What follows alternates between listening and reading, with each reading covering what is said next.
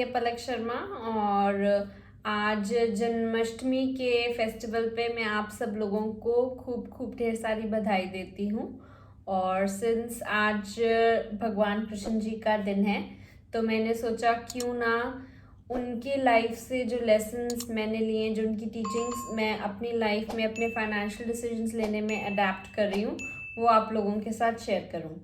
वैसे तो देखा जाए अगर मैं कृष्ण जी की ज़िंदगी की बात करूं तो एंडलेस लेसन्स हैं जो हम ले सकते हैं, बट मैं जो सबसे ज़्यादा कनेक्ट होती हूँ वो इन 3 लेसन्स से जो मैं आगे बताने वाली हूँ उनसे कनेक्ट होती हूँ।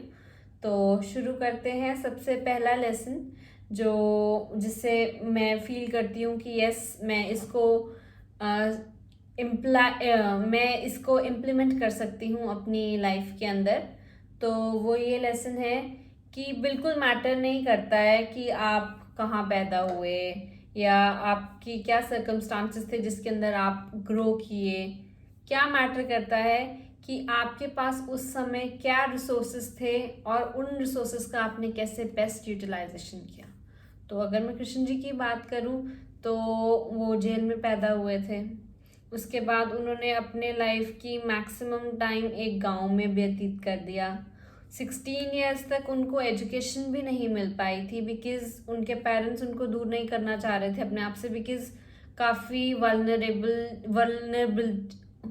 वल्नरेबिलिटीज़ थी उनकी लाइफ को लेके, तो उनको मौका नहीं मिला। बट फिर भी डिस्पाइट ऑफ दिस उन्होंने अपने आसपास की सराउंडिंग्स को ऑब्जर्व किया, उससे बहुत सी चीज़ें जो आसपास चीज़ें होती थी उससे काफ़ी नॉलेज ली और अपनी कैसे मेंटल कैपेसिटी को इंक्रीज किया और कैसे वाइज डिसीजंस उन्होंने लिए।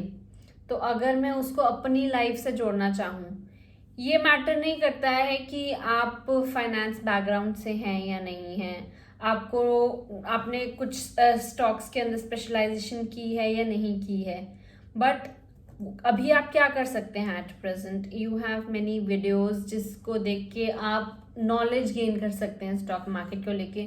फॉर दैट मैटर आपने जहाँ पे डीमैट अकाउंट्स खोले होंगे, आजकल वेरियस एप्स हैं जहाँ पे स्टॉक कंपैरिजन, स्टॉक एनालिसिस सब कुछ पॉसिबल है, जिसको देख के, जिसको उन रिसोर्सेज को यूज करके हम अपना पोर्टफोलियो क्रिएट कर सकते हैं।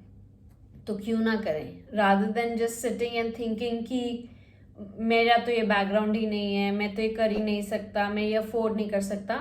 हम पेज को देखें कि जिसके थ्रू हम अपनी नॉलेज को बढ़ा सकते हैं।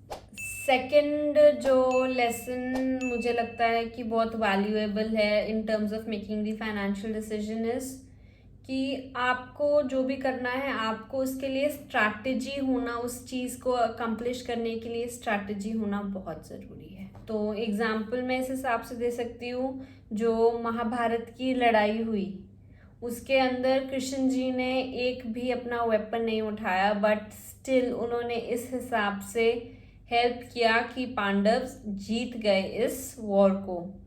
और ये क्यों पॉसिबल हो पाया? बिकॉज उनके पास एक वेल प्लान्ड स्ट्रैटेजीज थी और वो हर सर्कमस्टांसेस के हिसाब से अपनी स्ट्रैटेजी को चेंज करते थे, उसको इम्प्लीमेंट करते थे और स्टेप बाय स्टेप उन्होंने ये वॉर फेवर में कर दी ऑफ पांडवास। एग्जाम्पल के तौर पे कृष्ण जी को पता था कि पांडव तभी जीत पाएंगे अगर वो भीष्म पितामह जी को हरा देते हैं। तो उन्हें ये भी आइडिया था कि भीष्म पितामह जी कभी किसी लड़की के ऊपर वेपन नहीं उठाएंगे। तो उन्होंने क्या किया, जब अर्जुन लड़ने गए भीष्म पितामह जी से, वो आगे शिखंडी जी को ले आए। शिखंडी जी, उनको पता था कि शिखंडी जी के ऊपर वो वेपन नहीं उठाएंगे, तो जिसके कारण उन्होंने वेपन नहीं उठाया भीष्म पितामह जी ने और अर्जुन ने उनको बैटल में हरा दिया। तो वैसे ही मैं बात करना चाहूँगी कि जब भी आप कोई फाइनेंशियल डिसीजन लेते हैं तो उसको पहले स्ट्रैटेजाइज कीजिए। स्ट्रैटेजी कैसे प्लान हो सकती है? फॉर एग्जाम्पल आप कोई घर लेना चाह रहे हैं, है ना, तो आपको उसकी प्लानिंग पहले से करनी पड़ेगी कि आप घर सोच रहे हैं आपको 2 साल में, 3 साल में लेना है, तो आपको कितना हार्डवर्क करना है, कितना अर्न करना है, कितनी सेविंग से यूटिलाइज करना है कि आप उसको सक्सेसफुली अचीव कर सकें with a strategy. Another example मैं स्ट्रैटेजी की दे सकती हूँ, वो ये दे सकती हूँ कि जब आप स्टॉक मार्केट में इन्वेस्ट कर रहे हैं तो आप एक स्ट्रैटेजी लेके चल रहे हैं। फॉर एग्जाम्पल कि मैं शॉर्ट टर्म ट्रेडिंग करके कमाना शुरू करूँगा, बट मार्केट आपके फेवर में ही नहीं है। मार्केट तो कह रही है कि अभी मार्केट जो है गिरती जा रही, या कह लीजिए कि अभी मार्केट गिर रही है, लेकिन एक फोरकास्ट है, एक आपने फंडामेंटल एनालिसिस किए हैं कि नहीं फ्यूचर में मार्केट बढ़ेगा, तो आपको यहाँ पे अपनी स्ट्रैटेजी को चेंज करना पड़ेगा। यहाँ पे आप अपनी लॉन्ग टर्म स्ट्रैटेजी को लेके चलिए कि हाँ ठीक है, मैं लॉन्ग टर्म के लिए इन्वेस्ट कर लेता हूँ। तो with time, with circumstances, you need to change your strategy, and to change a strategy you must have one before. Okay, तो follow that path and do it. And the third lesson जो मैं बहुत touch होती हूँ, या कह लीजिए मैं अपने जब भी कोई डिसीजन लेती हूँ उसको अडेप्ट करने की कोशिश करती हूँ, वो लेसन ये है कि कभी भी क्रोध में, आवेश में या जेलसी में या नेगेटिविटी में आके कोई भी डिसीजन मत लीजिए। बिकॉज कहा जाता है कि जब क्रोध या ऐसी नेगेटिव फीलिंग आपके माइंड को एम्पावर करती है तो वो आपकी बुद्धि को भ्रष्ट कर देती है। तो भ्रष्ट कर देती है तो कभी आप सही डिसीजन नहीं ले पाते हैं। तो एग्जाम्पल के तौर पे आपको कोई कह दे कि ये बंदा तो ऑप्शंस में ट्रेड ही नहीं कर सकता, इसको तो पता ही नहीं है क्या है, ये कभी फ़ायदा कर ही नहीं सकता है अपना। आप गुस्से में आते हैं कि अरे इसने मुझे ऐसे कैसे कह दिया, मैं तो ऑप्शंस में ट्रेड करके दिखाऊंगा। आप जल्दी अपना पैसा लगा दिया अच्छा सारा, खूब सारा ऑप्शंस के अंदर, और आपको ना कुछ फाइनेंशियल पता है ना कुछ टेक्निकल्स पता है कि कैसे लगाना है, क्या करना है।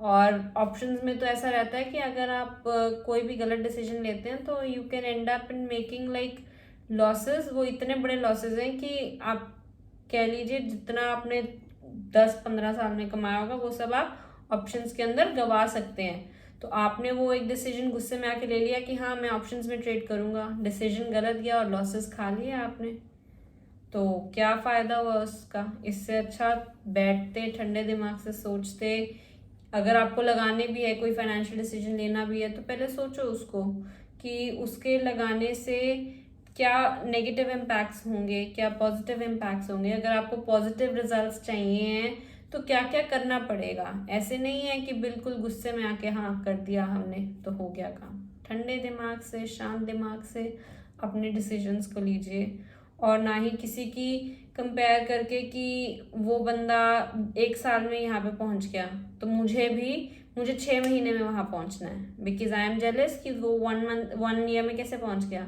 तो उस केस के अंदर भी आप you can end up making bad decisions, wrong decisions. So it's better calmly with a plan आप अपना प्लान को एग्जीक्यूट कीजिए।